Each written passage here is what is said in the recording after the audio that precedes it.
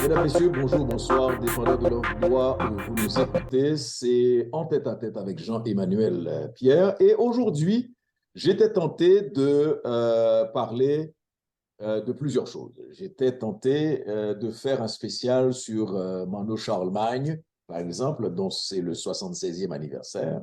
J'étais aussi tenté, très tenté, de parler de ces fuites de documents au Pentagone aux États-Unis, mais on essaye de voir le développement de la chose. Je me suis dit, en discutant avec Eddie Cavé, pourquoi on ne ferait pas quelque chose qui sort de l'ordinaire, de l'actualité immédiate, un retour sur l'histoire. Et surtout, que Eddie Cavé a fait tout un travail sur ce que moi j'appelle des manquements de l'histoire ou des demi-vérités de l'histoire. Et c'est justement on va prendre quelques de ces demi-vérités pour discuter avec Eddie Cavé à bâton rompu, comme on le fait en général.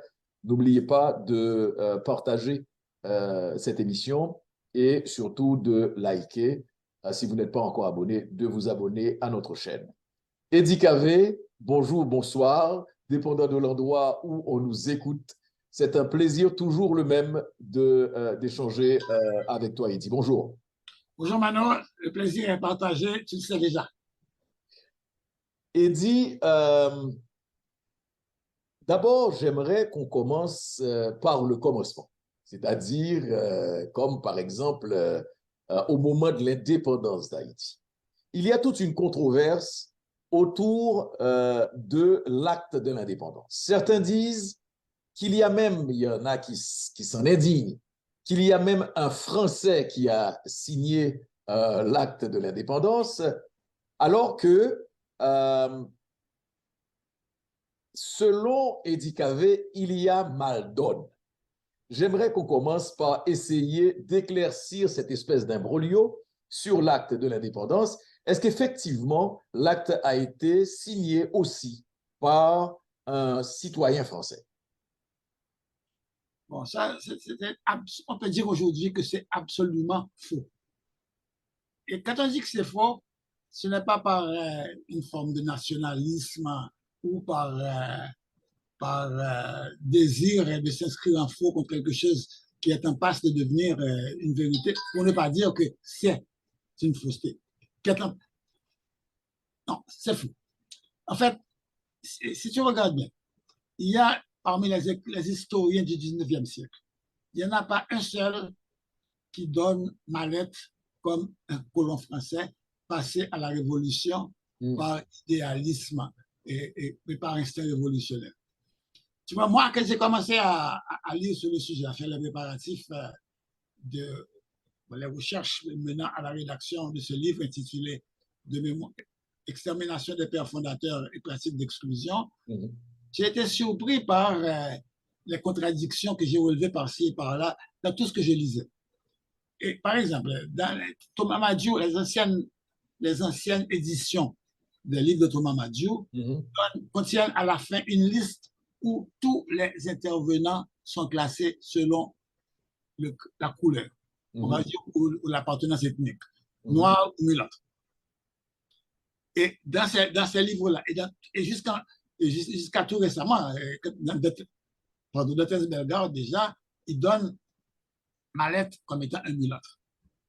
Or, à partir de 1924, donc c'est déjà au XXe siècle, c'est plus de 120 ans après, environ 120 ans après, que pour la première fois, on lit qu'il y avait parmi les signataires de l'acte de l'indépendance un blanc de nationalité française, un colon français, passé à la Révolution par idéalisme.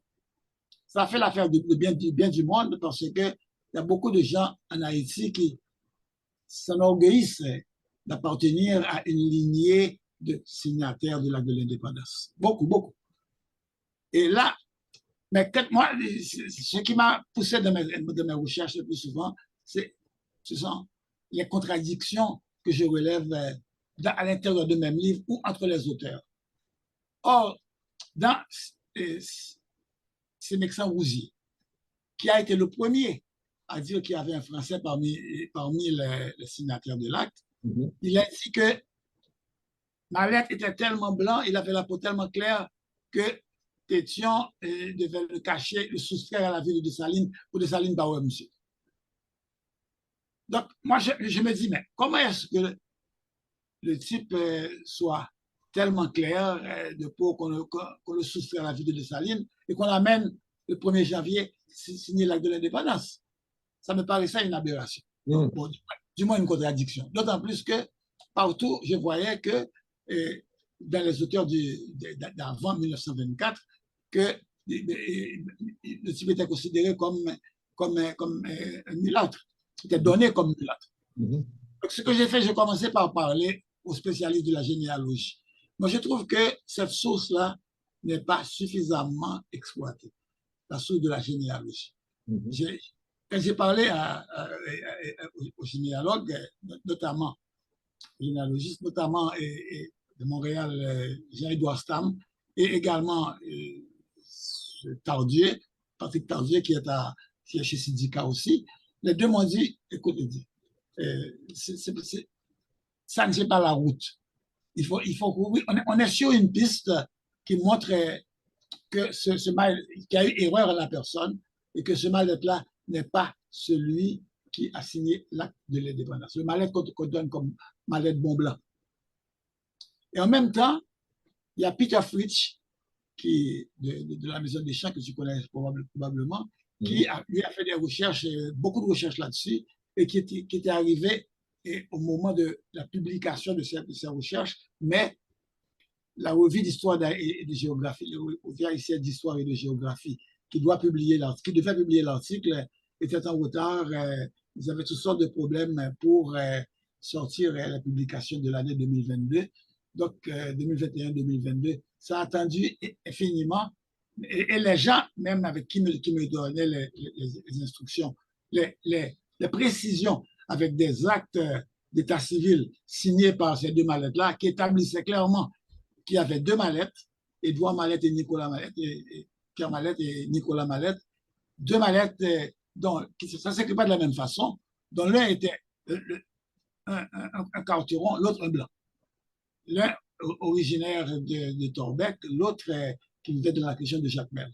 Et ce qui avait poussé la curiosité des chercheurs, c'est que dans les recherches qu'ils faisaient en généalogie sur les actes d'état civil, il y avait souvent un nommé Mallette qui était dans l'entourage de Pétion et de Boyer. C'est probablement ce gars-là qui a signé l'acte de l'indépendance, ce n'est pas l'autre. Et Peter Fritsch lui-même avait d'excellentes raisons de personnel aussi, parce qu'il a écrit déjà sur la généalogie des grandes familles haïtiennes. Et Peter Fritsch lui-même est descendant de Bazelet, Étienne Bazelet, du général Bazelet. Et c'est Bazelet qui a tué le Mallette Bonblanc. Mallette Bonblanc est mort pendant le massacre des colons en 1804. Ce Mallette Bonblanc a été assassiné.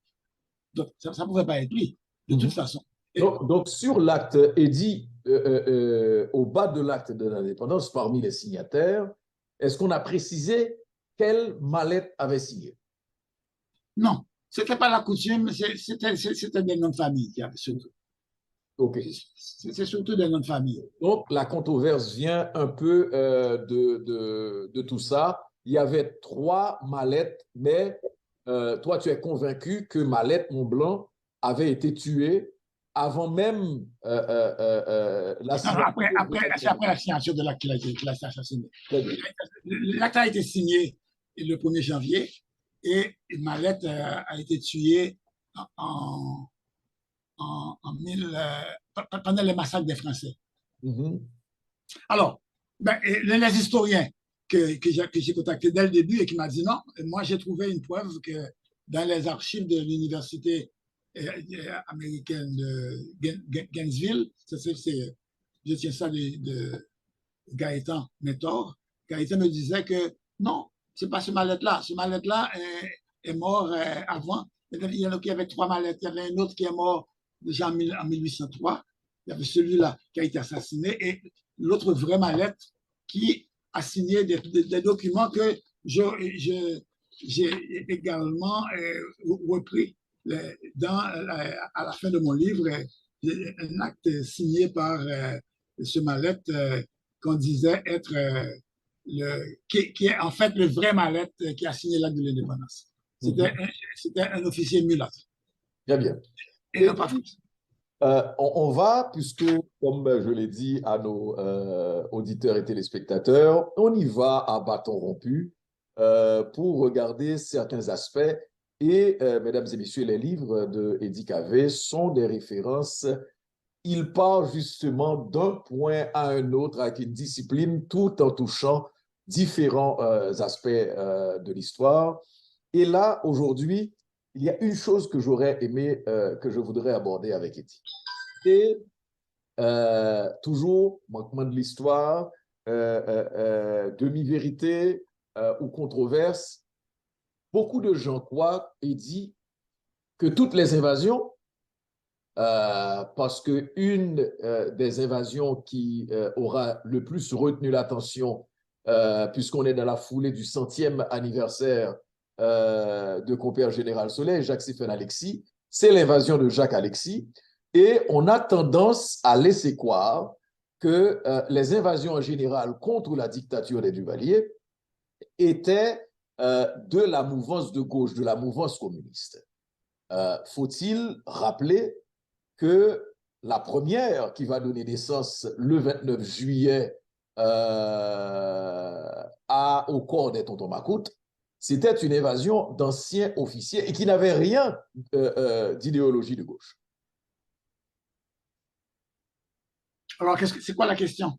Non, c'est ça. La question, est-ce que les invasions étaient de l'apanage d'abord et avant tout de la gauche communiste? Bon, à mon sens, il y a eu une seule évasion faite par le mouvement communiste, c'est l'invasion du Putsch en 1960, sur la période qui va de 67 à 69, 66 et 69. Une seule, il n'y en a pas d'autre. Jacques-Stéphane Alexis, ce n'était pas une évasion. Jacques-Stéphane Alexis a essayé de s'infiltrer à titre personnel, je dirais, d'ailleurs avec des gars qui n'avaient rien de gauche. Des types comme Béliard et autres qui étaient avec lui. Ce n'étaient pas des gars qui appartenaient à une gauche quelconque. Ils sont partis de Cuba seulement. Donc, la seule invasion de gauche qui a eu a été celle de Gérald Buisson. Non, la seule. C'était la seule. Tu vois,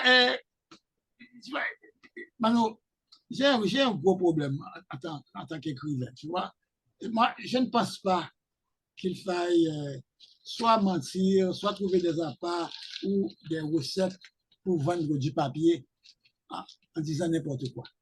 Tu vois, moi c'est contraire à ma morale personnelle. À l'éthique. Par exemple, bon, moi je connais, j'ai un historien que j'aime beaucoup, et de mes amis aussi d'ailleurs, qui auraient même dit ce qui compte, c'est pas la vérité, c'est pas ce qui est vrai, mais ce qui est cru.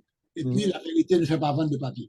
Tu vois, c'est des histoires que je trouve presque avilissantes. En tout cas, moi je ne vais pas dans cette direction, je ne marche pas dans cette direction-là.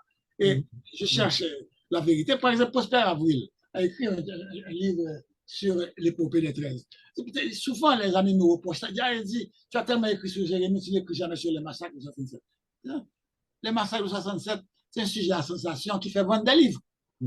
Je n'entre pas dans cette logique. D'autant plus que ça, c'est un sujet qui continue à diviser les Jérémiens. Moi j'ai fait tout essayer de réunir tout le monde plutôt que à chaque fois d'aller chercher des choses, des affaires, peut-être des détails un peu croustillants, même macabres, etc., pour faire vendre du papier. Prosper Avril a écrit un livre sur l'invasion des 13, l'épopée des 13, très beau titre, qui est une opération de charme que je pense qu'il a fait envers une clientèle qui n'achetait pas nécessairement ses livres. Le type écrit un livre sur l'invasion de 13, il commence à parler de l'invasion à la page 90. Toute l'histoire des invasions, depuis Bois et Basile, tout ce qui a été fait avant, mais où mais On écrit un livre sur l'invasion des 13, là. Allons-y. Et Prosper Avril, comme ancien général de l'armée, ancien président aussi, qui avait accès à tous les dossiers du quartier général, devait avoir suffisamment de matériel pour faire un livre sur l'épopée des 13, etc. Donc, il commence par dire que c'était des gars très brillants, des universitaires, bien préparés, ci et ça. Mais non. Je crois qu'il y avait 2 universitaires parmi les 13.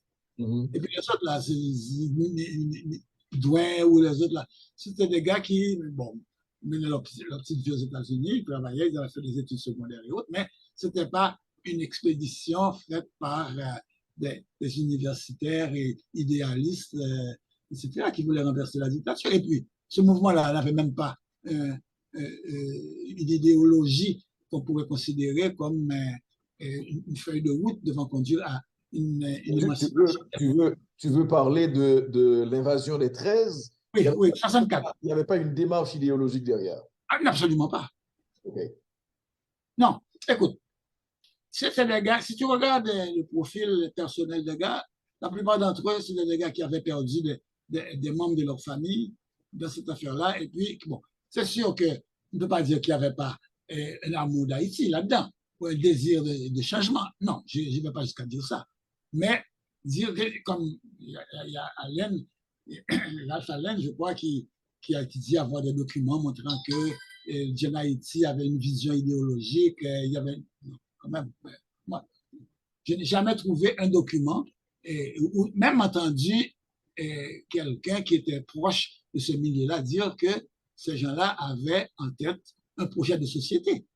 D'ailleurs, cette invasion-là, moi, j'ai vécu les événements de 64 à Jérémie. C'est pour ça que je n'accepte pas qu'on vienne me raconter des choses sur 64 parce que 64, ce n'est pas quelque chose que j'ai vécu de l'étranger, dans des livres, dans les rapports écrits par le docteur Chassagne, Albert Chassagne, etc. J'étais à Jérémie au moment des massacres.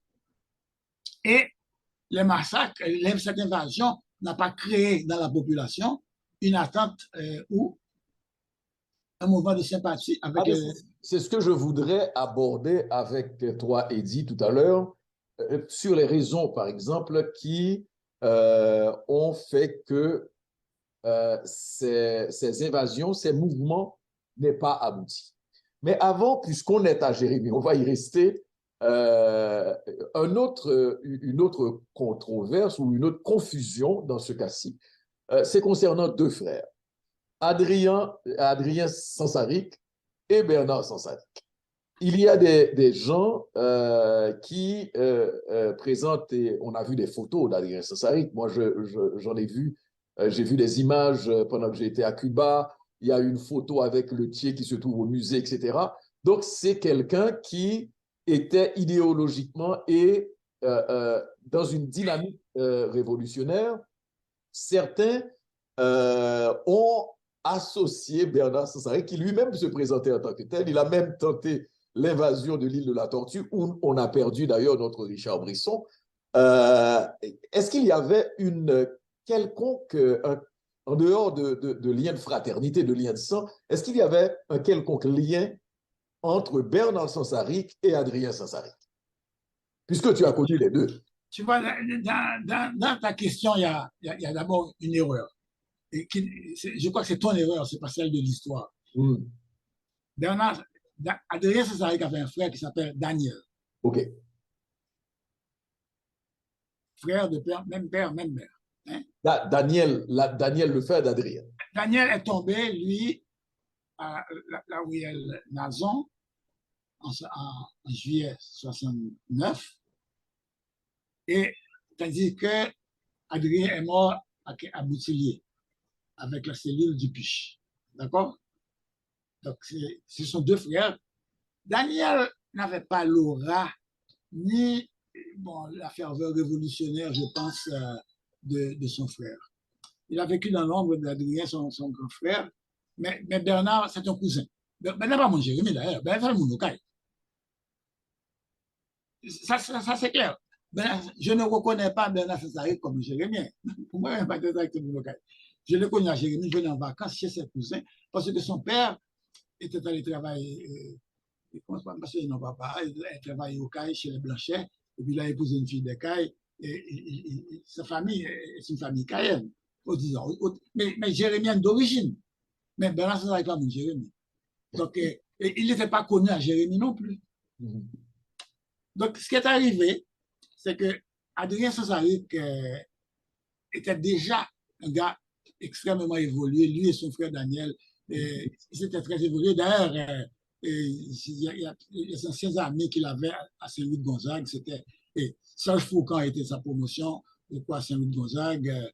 Il y a Cabrillo, qui est là, Gérald Brisson. On te dit que même à Saint-Louis de Gonzague, au secondaire, c'était un bonhomme extrêmement isolé, qui ne se tenait pas avec tout le monde. Il avait son petit cercle d'amis progressistes. C'était déjà un bonhomme qui avait une attirance vers la gauche. Tu vois? Et quand il est allé au Mexique, c'est là que s'est produit le déclic. C'était au contact des autres gars qui étaient à Mexique à l'époque, Pierre Charles, Pierre Lelon, tout le groupe des révolutionnaires là, qui vont se retrouver au Mexique. C'est là que qu'Adrien a fait un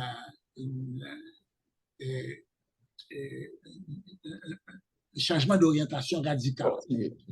Bon, il est devenu vraiment révolutionnaire. Et bon, alors, j'ai souri un peu quand je t'ai entendu parler, parce que si maintenant tu as sa veuve, qui est venue à Montréal plusieurs fois, je crois que tu as dû la rencontrer, et sa veuve elle-même aussi a fait un virage que je trouve que j'ai de la difficulté à comprendre. Elle m'a dit clairement que Adrien n'était pas le révolutionnaire compétent. Je ne sais pas si vous connaissez ce livre-là. Oui, oui. Etc. C'est écrit par sa veuve. Donc, il nous dit que Lydia m'a dit que non, Adrien était là comme par idéalisme, qu'il avait soigné chez Guevara. En clair, Lydia m'explique qu'Adrien n'était pas communiste. Bon, qui est communiste, c'est ça. Moi, je connais Valeur Philanthrope à Montréal. Sûrement tu dois le connaître, c'est bon ami. On était à Jérémie en 1963, je crois. Et puis quand Adrien est venu passer les fêtes de fin d'année en Haïti. En fait, je suis par la suite qu'il était venu faire ses adieux parce qu'il s'orientait vers le mouvement révolutionnaire et puis il voulait faire autre chose de sa vie que de travailler comme petit médecin de campagne à Cuba. Donc, mais en même temps, il y avait également Sansarik. Attends, il dit, est-ce qu'il n'y a pas là une contradiction? Est-ce que la contradiction vient du témoignage de la veuve d'Adrien Sansarik ou bien c'est le fait pour toi de vouloir faire l'équilibre entre les témoignages? Parce que là, c'est contradictoire. Si on me dit que Adrien est venu à Jérémie, si tu me dis qu'Adrien est venu à Jérémie faire une espèce d'adieu, faire son adieu parce qu'il partait sur le chemin de la révolution et pensait pouvoir ne plus revenir. Et en même temps, on tient compte du témoignage de Lydia disant que son mari n'avait rien d'un révolutionnaire. Où se trouve la vérité? Parce que c'est ça l'idée de cet échange que nous avons aujourd'hui. Écoute là, tout à fait l'avocat du diable. Non, parce que, écoute, moi, je respecte la mémoire d'Adrien, je respecte les sentiments de Lydia aussi. Mais même qu'il y a une photo dans, je crois que c'est un tel livre aussi, une photo où on voit ce gars-là dans les maquis d'Afrique australe. Et puis, il y a un personnage, bon, d'après moi, je l'ai identifié pour les gens de syndicat à l'époque où Lydia, justement, venait lancer son livre.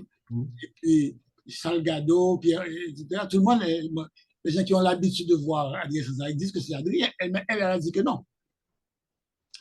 Donc, bon, je crois qu'il y a eu chez elle une orientation idéologique, beaucoup de déceptions.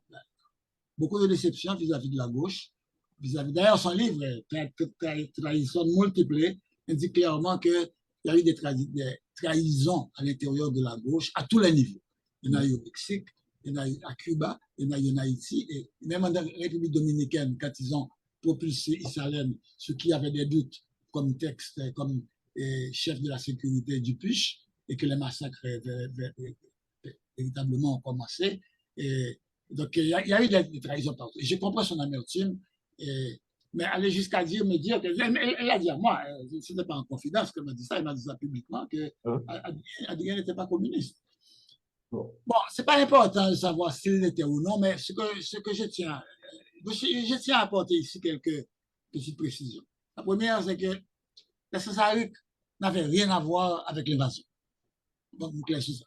Les Sansariques n'avaient rien à voir. Ils ont été victimes de, de manigances du secteur duvalieriste et également de la cruauté de François Duvalier. Parce que Adrien à Cuba était bon, de l'équipe René Despestre et d'une gauche très militante qui avait une émission de radio où il animait sous le nom de Lila,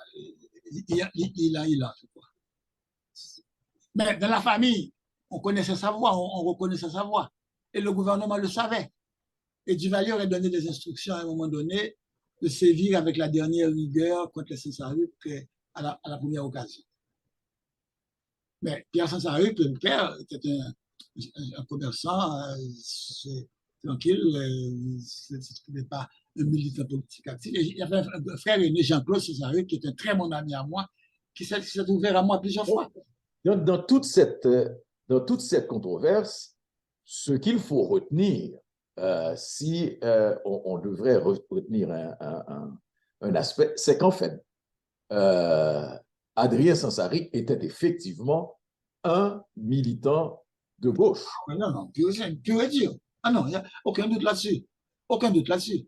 Et tu vois, d'ailleurs, René Despestre raconte que quand est venue la nouvelle, quand la nouvelle est arrivée du massacre de la famille Sansaric, et que c'est lui qui a annoncé la nouvelle à Adrien, et puis sa réaction a été, dit, ce n'est pas une vengeance qu'il faut, le peuple haïtien se chargera de les venger, il faut agir dans l'intérêt du peuple haïtien. Mais pour ce qu'il s'agit de Bernard Sansaric, il y avait en lui. Tu vois, tu vas t'arrêter là. Je pensais à. Révolutionnaire et imposteur. Tu vois, la différence qu'il y a entre Bernard Sansaric et Adrien Sansaric, c'est que je vais faire une comparaison peut-être folle. Je dirais que Adrien Sansaric, c'était Lénine, Bernard Sansaric, Trotsky. L'un était un idéologue, l'autre l'artisan de l'insurrection. Sans préoccupation idéologique chez Bernard Sansaric. OK. Bon, maintenant. Je ne sais pas si cette comparaison-là entre dans. Ça replace les deux individus parce qu'à un certain moment, il y a des gens qui ont présenté Bernard Sansaric comme un imposteur. C'est-à-dire, c'est quelqu'un qui parlait ou évoquait des questions révolutionnaires, mais pour bien autre chose, beaucoup plus personnel que des raisons idéologiques ou de révolution ou de renversement de situation réelle. Ah, c'est mon point de vue aussi. Et donc, il a essayé de faire du capital politique en 86. Exact. En rentrant à Jérémy, et puis bon, c'est l'équipe de Monseigneur Romulus et des autres gars du secteur anti-duvalériste qui l'ont fait sortir de Jérémy, parce que Soudan Fille, quand il est allé là-bas, à l'époque, pour réclamer des jugements, etc., il faisait du capital politique. Non, c'est un activiste tout court. Tu vois, avec ce qui était relativement connu en diaspora, effectivement, comme étant un activiste avec émission de radio et autre chose. Ah oui, à Cuba, à Miami, là où il était, il est connu comme tel. D'ailleurs, tu as bien mentionné l'aventure de Brisson qui allait sur sa peau, le pauvre Jean Brisson à la tortue. Richard et d'autres.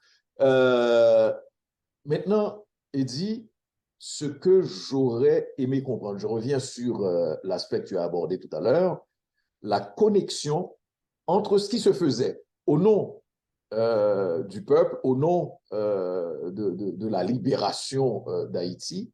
Qu'est-ce qui a fait que toutes ces invasions n'ont abouti en fait à rien? que toutes ces invasions ont été des échecs? Bon, je crois que Soit dit. je crois que la principale cause, ça a été le double jeu des Américains. Parce que les Américains n'ont jamais voulu une solution armée à la question haïtienne. Et tu vois, ils ont toujours averti Duvalier de double jeu entre la CIA, le département d'État, le Pentagone, tout ce monde-là ne se mettait pas d'accord. Et la CIA a financé l'invasion des 13.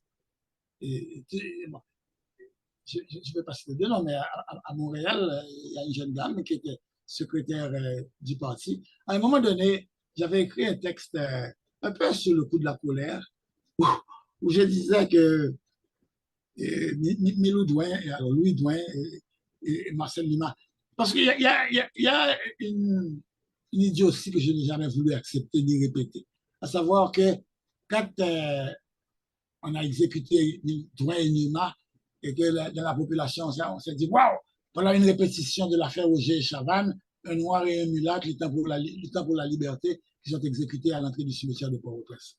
Moi, je n'ai jamais accepté ça. Moi, j'ai écrit à un moment donné, j'étais furieux, je me rappelle, j'étais encore à la Banque du Canada, vendredi après-midi, j'allais éteindre mon ordinateur quand j'ai lu un article où est-ce qu'on en parlait, j'ai allumé l'ordinateur et j'ai écrit, pas sur le coup de la colère, un texte où je disais que et non, c'est une ineptie qu'il ne faut pas répéter.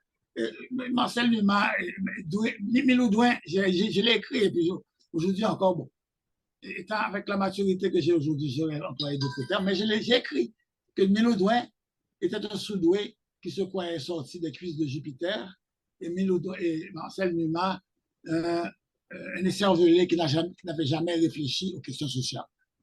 Ça, je l'ai écrit. Bon, aujourd'hui, peut-être j'aurais employé des termes moins fort, peut-être moins insultant, d'après certains. Et puis là, j'ai des amis qui m'ont appelé, ils disent, mais vous prenez, c'est ça qu'on a comme héros, on ne peut pas leur taper dessus comme ça. Mais oui, mais Eddie, dans cette symbolique, puisque c'est une symbolique qu'on a voulu utiliser pour donner une dimension à ce qui s'était passé. Je me mets à la place de ceux qui ont joué sur le symbole du noir et du mulâtre, etc., sur une perspective aussi de lutte, c'est-à-dire que quelque part, on a toujours voulu présenter les questions de résistance, les questions de manière séparée. Il y a eu le mouvement du 29 juillet qui est présenté comme une dynamique de officiers, petits bourgeois, mulâtres, etc. Et de l'autre, on va avoir, par exemple, au sein de l'armée, le mouvement de Kaya, indépendant, etc. C'est-à-dire que quelque part, c'est peut-être le moment où effectivement, dans l'exécution et le choix de Duvalier, comme ça, de le faire de cette manière, était peut-être aussi en ce sens. Envoyer le message que le complot peut être des deux côtés. Tout à fait, tout à fait. Et s'il y a quelqu'un qui a gagné à ça, c'est Duvalier. Tu vois, quand Bernard Dietrich écrit qu'au moment où les prisonniers sont descendus du fourgon et que la population a vu qu'il y avait un noir et un mulâtre, le sentiment qui a parcouru la foule, c'est qu'on assistait à une répétition de l'affaire Auger Chavannes. Arrête, Auger Chavannes, ils ont dit clairement qu'il ne. D'ailleurs, Auger Chavannes, c'était pas un noir et un mulâtre. J'ai lu tous les documents disponibles encore aujourd'hui sur le jugement, disent que c'était deux carterons. L'un en tout cas, deux carterons, un d'une famille qui était riche, l'autre moins riche. L'autre pauvre, carrément. Mais ce n'était pas un noir et un mulâtre, c'était deux carterons. Ça veut dire que c'était le fils d'un colon et d'une mulâtresse. Clair. Donc, pas d'affaire de noir et mulâtre, on a fait Auger Chavannes. Deuxièmement, ils ont dit clairement dans le réquisitoire qu'ils n'incluent pas dans leurs revendications le sort des Noirs des nègres qui vivent dans l'esclavage. Alors, aucune solidarité. Je ne pense pas qu'Auger Chavannes ont représenté un moment de la conscience révolutionnaire, il n'y a aucun doute, un moment de l'avancement des citoyens de ce domaine pour accorder aux gens de couleur des droits égaux à ceux des citoyens. OK, ça, tout à fait. Mais pas comme symbole d'union. Pas de Guinée comme ça du tout. Donc, non seulement c'était pas un noir et un mulâtre, mais ils ont clairement dit au procès qu'ils n'incluaient pas dans leurs revendications le sort des nègres qui vivent dans l'esclavage. Mm-hmm. Et donc, c'est... Allez sur Internet, marquez Google, Jugement Rocher Chavannes, on va le voir, c'est encore disponible sur le réseau Internet. Mm-hmm. Le dernier aspect qu'on va aborder est dit, d'abord deux choses. J'aurais aimé aussi lever une controverse également sur le personnage de Charlemagne Péralte. D'abord, il y a des gens qui présentent Charlemagne comme le chef Kako le plus célèbre, parce que c'est la résistance contre l'occupation américaine. Mais il y a des gens aussi qui, à un certain moment, ont présenté Charlemagne Péralte comme le fondateur du cacoïsme. D'abord, il faut lever, peut-être éclaircir cet aspect. Et le mouvement des cacos est-il mort avec Charlemagne malgré la tentative de Benoît Batraville? Bon, j'ai jamais entendu dire que Charlemagne Péralte était une sorte de fondateur du mouvement des cacos, parce que historiquement, le mouvement des cacos se situe dans le prolongement du mouvement de Goma, de Jean-Jacques Cacao, ensuite des partisans de Salnave, Sylvain Salnave et autres. C'est une résistance du secteur carrément, disons, bossal, le secteur, disons, ségrégué de la société haïtienne, et que à ce compte-là, Charlemagne Péralte, bon, on a dit bien les choses, que on voit les bœufs, on voit les bestiaux, etc. Tout fait pour le discréditer aussi. Mais en fait, Charlemagne Péralte, vraiment, il manque l'aboutissement des luttes paysannes menées contre l'oligarchie tyrienne et l'État créole. Moi, c'est ce que je verrais. Donc, après l'échec de la résistance de Benoît Batraville, le mouvement est mort. Je te réfère à une très belle étude de Jean Casimir, je crois qu'on en parlait l'autre jour, sur la suppression de l'influence africaine dans la société haïtienne, ou la lutte contre l'influence africaine dans la société haïtienne. Et il présente également le mouvement de Charlemagne Péralte comme vraiment l'aboutissement de toutes les luttes contre l'occupation. C'est un sujet qui aujourd'hui a une très grande actualité, parce que il aborde dans un autre article publié, je crois, dans la Société haïtienne d'histoire et de géographie, en tout cas c'est sur Academia, le site Academia, et il montre comment il y a un besoin d'occupation qui est créé et entretenu par les forces de la tradition dans la société haïtienne, et un besoin d'occupation. Et justement, Charlemagne Péralte s'inscrit vraiment en faux contre ce mouvement d'occupation, cette préparation des esprits pour une occupation. Et à ce compte-là, Charlemagne Péralte a droit à toute notre admiration. Bon, je n'irai pas jusqu'à en faire le slogan l'acharnement, péraltement, etc. Mais Charlemagne Péralte, c'est un moment important, et peut-être probablement le dernier. Tu as évoqué deux choses. Bon, d'abord, le fait que qu'on ne peut pas attribuer la paternité du mouvement Kako, même quand il fut, si on veut, la figure la plus connue, la plus représentative, si on veut, de la dynamique Kako. Mais pour... Dans l'état moderne. OK. Mais Eddie, tu as évoqué quelque chose qui pour moi est fondamental. La mouvance, la dynamique Kako du temps de Charlemagne Perrault a mis un point final, selon toi, dans le règne de l'État créole. Non, pas de l'État créole, du mouvement bossal. Je dirais plus, parce que le rêve de l'État créole continue. Le rêve de l'État créole, c'est quoi? Un, c'est de faire de chaque Africain un catholique, un occidental, un consommateur ou un agent économique de la société de consommation, et, tu vois, et également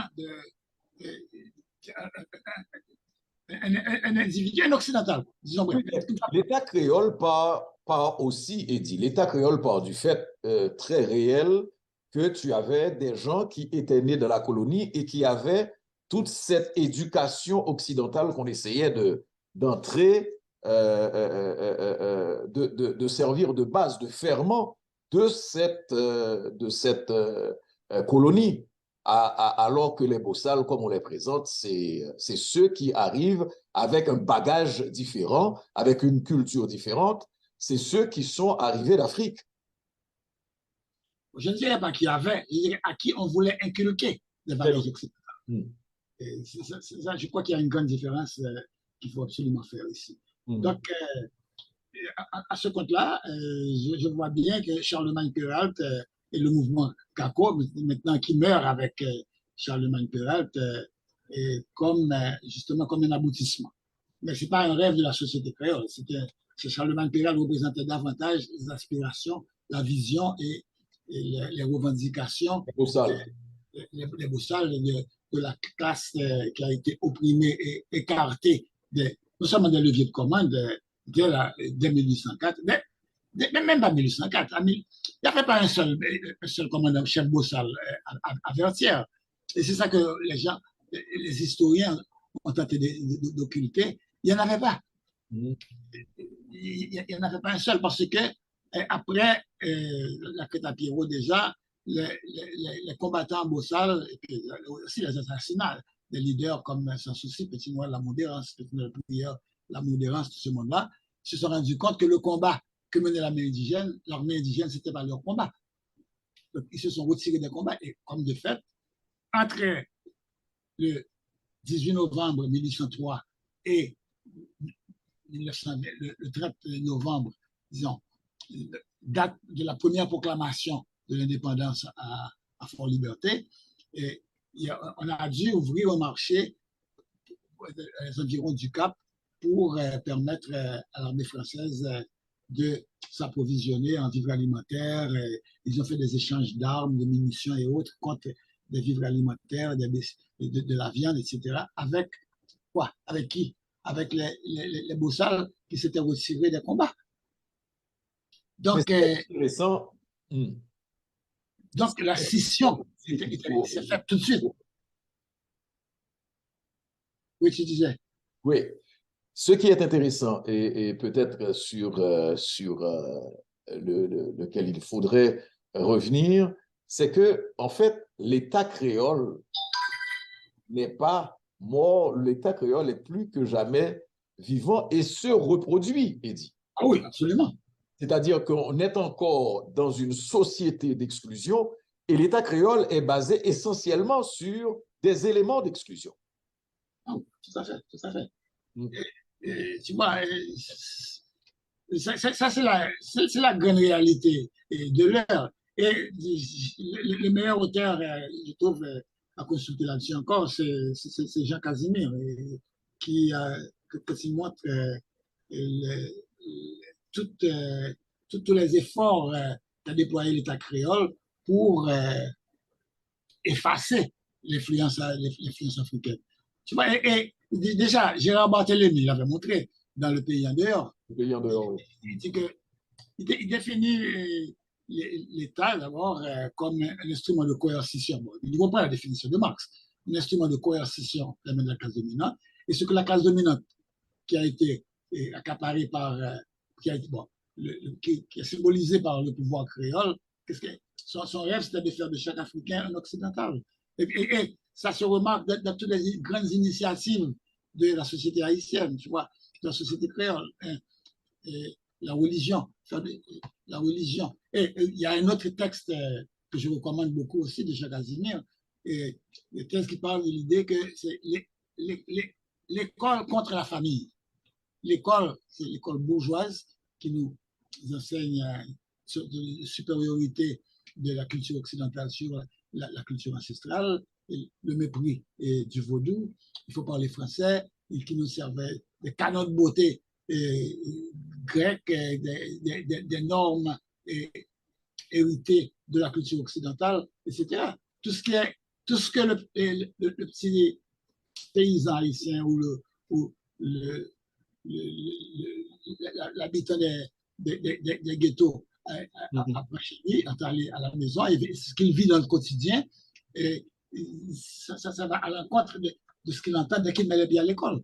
Tu vois, c'est la thèse de l'école contre la famille, de même que tu as l'État contre la nation. C'est dans ces contradictions-là que la société haïtienne essaie de se frayer un chemin et qu'on n'arrive pas à trouver. On s'enlise. Eddie Cavé, le plaisir est toujours le même. J'ai tout simplement voulu partager avec mes auditeurs, téléspectateurs, tout le plaisir qu'on a à écouter Eddie Cavé, à échanger avec Eddie Cavé. Je voudrais que tu rappelles, Eddie, de mémoire de Jérémie, enfin, les écrits que les gens peuvent lire de toi. Bon, j'ai écrit sur différents sujets. Je suis une sorte d'éclectique. Ça fait rire un peu mes amis. D'abord, le mémoire de Jérémien, tome 1 et 2, c'est un peu autobiographique, mais c'est un livre bon, qui fait découvrir Jérémie. Moi, une de mes grandes joies, c'est quand je l'ai eu quand George Covington m'a téléphoné un jour pour me dire Monsieur Cavé, je dois vous dire merci. Je ne vois pas pourquoi il me remerciait. Il me dit que après avoir écrit 7 tomes. Tes bouquins sont des mines d'informations surtout. Et puis, Eddie, de mémoire de Jérémien, tome 1 et 2, et puis le plus récent que tu as publié. Haïti, extermination des pères fondateurs et pratiques d'exclusion. C'est deux volets, deux sujets complémentaires l'un de l'autre. Comment j'explique, je relate comment les pères fondateurs se sont entretués, commencé à s'entretuer dès la fin de la guerre. Et puis, mais je ne veux pas aborder cette question-là sous l'angle anecdotique. J'ai voulu créer un cadre de référence et chercher une théorie qui permettait de comprendre pourquoi ces luttes intestines, ces luttes interfamiliales, on peut dire, se sont déroulées. Mm-hmm. Et c'est à la lumière, c'est en construisant ce cadre de référence-là que je suis allé chercher dans des auteurs comme d'abord Hobbes, qui voit dans l'homme un loup pour l'homme, tu vois, l'histoire comme la guerre de tous contre tous, c'est ça la Bible a dire, la guerre de tous contre tous. Ensuite, l'État contre la nation, l'école contre la famille. Et, tu vois, j'ai établi tout un cadre théorique. Et aussi l'économie, la vision idéologique du développement, la vision des généraux du Nord, qui voyaient dans la colonie, dans le futur État d'Haïti, un État prospère qui devait fonctionner sur la base de la grande plantation. Et maintenant, dans un servage, un semi-esclavage, les anciens esclaves devenus des cultivateurs. Et tout ça, là, c'est dans le contexte, cette espèce de méli-mélo qu'on va entrer dans notre vie de peuple et avec l'assassinat de Dessalines, le suicide de Christophe, la dictature de Pétion. Pétion, soi-disant, a créé la République, mais avec la présidence de sa vie. Il n'a pas fait la voix de Duvalier. Quand les partisans de Duvalier diront que Duvalier est le 6e président de l'Haïti, ils auront repris l'héritage de Pétion. Alors, dans la mouvance, c'est pas seulement concernant l'actualité en Haïti, mais l'actualité mondiale. Je crois que la référence de Thomas Hobbes que tu as fait, que tu as évoqué, n'a jamais été aussi d'actualité. Ouais. Hein? L'homme est un loup pour l'homme. Et Eddie Cavé, on va certainement se retrouver, on va avoir d'autres moments d'échange. Je suis certain que mes auditeurs et téléspectateurs ont éprouvé le même plaisir de t'écouter parler. Intarissable, Eddie Cavé. Merci beaucoup et à une prochaine fois, j'espère. On va dire hableur infatigable. OK, merci beaucoup. Mano, merci beaucoup, chers auditeurs. À la prochaine. Merci à vous d'avoir été là, d'avoir été avec nous, mesdames et messieurs, jusqu'à cette présente minute. Merci de votre fidélité. N'oubliez pas de liker, de partager, de vous abonner si vous ne l'avez pas encore fait. Et je vous souhaite une excellente semaine et à la semaine prochaine.